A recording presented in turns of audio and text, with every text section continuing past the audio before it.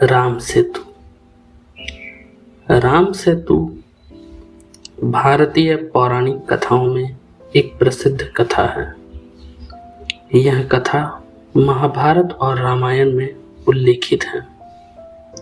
राम सेतु की कथा के अनुसार जब भगवान श्री राम अपनी पत्नी सीता को लंका से मुक्त करने के लिए रावण के खिलाफ युद्ध करने चले तो उनके द्वार पर आने में कई संगठनीय कठिनाइयां आई। एक ऐसी समस्या थी कि वे अयोध्या से लंका तक जाने के लिए समुद्र को पार कैसे करें।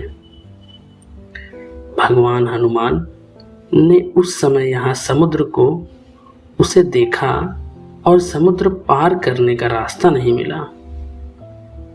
तब उन्होंने अपने ब्रह्मास्त्र का प्रयोग किया और समुद्र के राजा समुद्र के प्राण से भयभीत हो उठे उन्हें पार करने की अनुमति दी। इसके बाद हनुमान ने एक मार्ग खोजा और समुद्र के पार के लिए बनाई गई एक सेतु पुल को ही राम सेतु कहा। इस पुल का नाम राम सेतु पड़ा और भगवान राम और उनके वानर सेना को लंका तक पहुंचने में मदद मिली।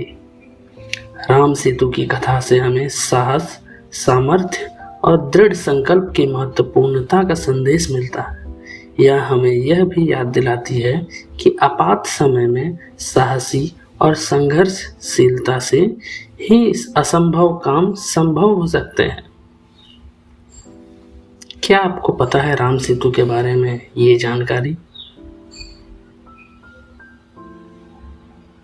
धारा प्रवाह संश्लेषण। कुछ वैज्ञानिक अध्ययनों में पाया गया है कि राम सेतु के निर्माण में धारा प्रवाह संश्लेषण का बड़ा योगदान है।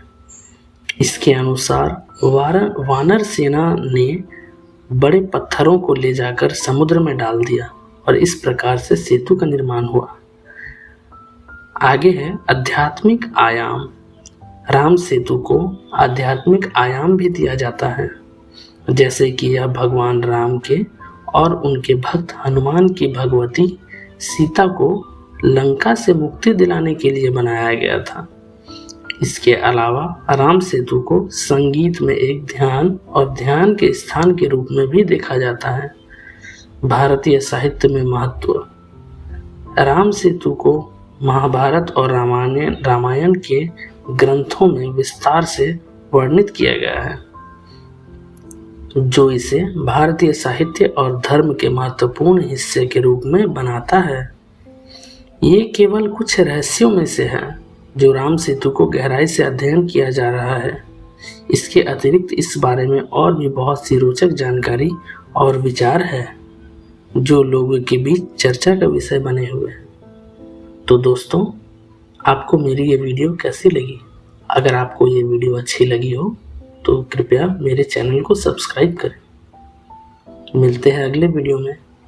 धन्यवाद।